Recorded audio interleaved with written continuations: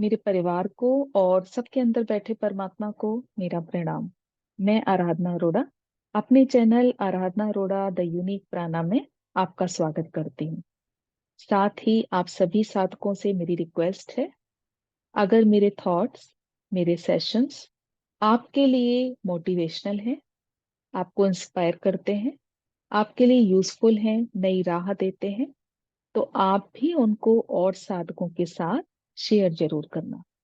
हो सकता है आपकी वजह से किसी को नई राह मिल जाए, हो सकता है कोई स्पिरिचुअलिटी की तरफ कन्वर्ट हो जाए, कोई अवेयर हो जाए। तो आइए शुरुआत करते हैं सेशन की। जैसा मैंने फर्स्ट सेशन लिया था एस्ट्रल ट्रेवल के ऊपर, तो उसको लेकर कुछ मेल मेरे पास आए थे, कुछ क्वेश्चंस क्रिएट हुए हैं। उसी मिथ्स के साथ, उन क्वेश्चंस के आंसर के साथ आपके साथ प्रेजेंट हुई हूं। जैसे कि जब से हमने होश संभाला है तब से हमने यही सुना, हमने यही समझा कि सपने सिर्फ सपने हैं, सपने सच नहीं होते। लेकिन जैसे जैसे स्पिरिचुअलिटी में आप गहरे उतरोगे, इस साइंस को जानोगे, इस ज्ञान को लोगे, तो जैसे सभी रहस्यों से पर्दा उठ जाएगा। जब हमारा सूक्ष्म शरीर यानी कि हमारी एस्ट्रल बॉडी हमारी फिजिकल बॉडी से रिलीज होती है, यानी कि बाहर निकलती है, और वो कब होता है? जब हमारा कॉन्शियस माइंड सो जाता है। तो उस समय वो फिजिकल बॉडी से बाहर निकलकर सूक्ष्म जगत का ट्रेवल करती है, जिसे एस्ट्रल ट्रेवल कहा जाता है।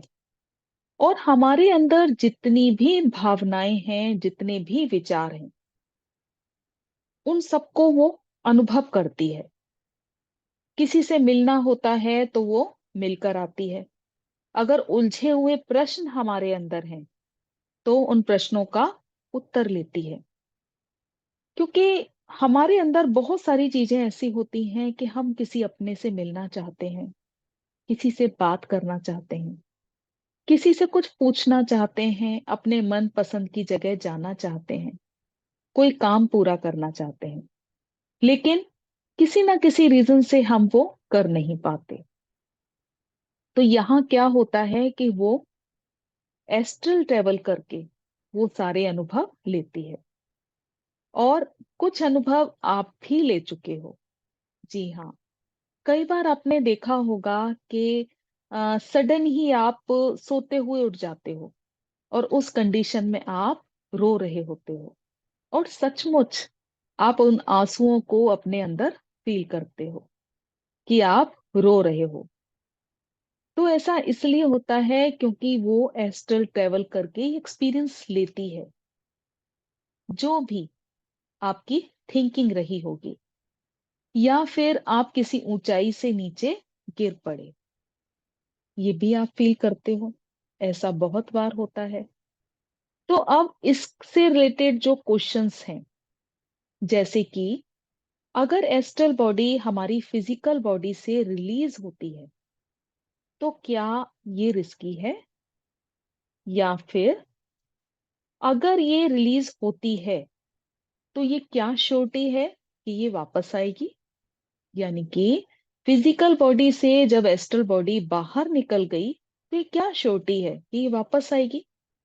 या फिर ऐसा तो नहीं होगा कि ये रिलीज हो गई और इसकी जगह कोई और सोल मेरी बॉडी के अंदर आ जाए? तो आप इस बात को बहुत ही अच्छी तरह से समझ लें। सबसे पहले तो ये एक नेचुरल प्रोसेस है जो प्रतिदिन होता है।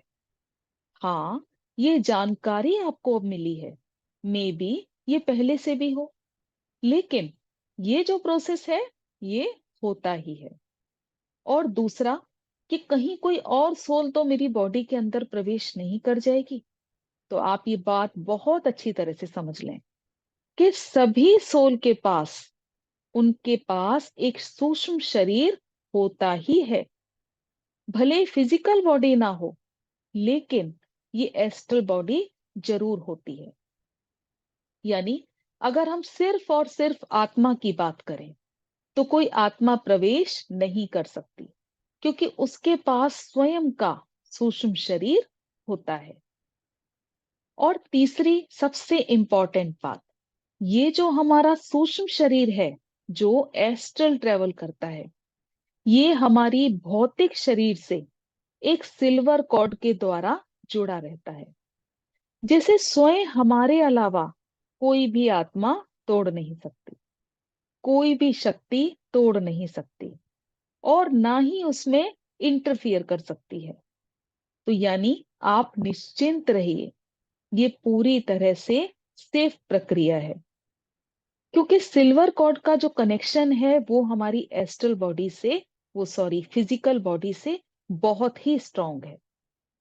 कितनी भी दूर की यात्रा आप तय कर लो, लेकिन अंत में आप अपनी फिजिकल बॉडी के अंदर आओगे ही आओगे।